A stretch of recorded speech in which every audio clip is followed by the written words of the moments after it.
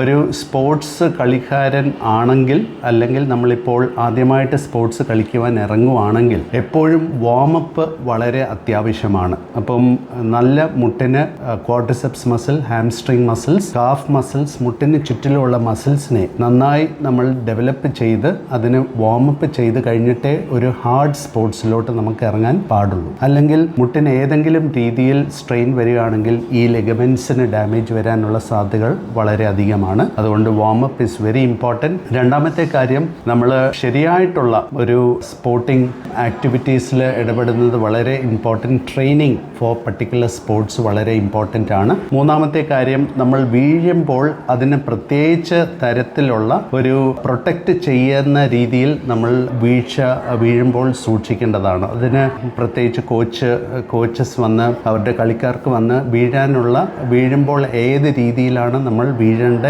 എന്ന് പോലും പറഞ്ഞു തരുന്നതായിട്ടുള്ള ട്രെയിനിങ് പോലും ഉണ്ട്. അപ്പം ഈ 3 തരത്തിലുള്ള കാര്യങ്ങൾ വളരെ ഇമ്പോർട്ടൻ്റ് ആയിട്ട് ഉള്ളത്.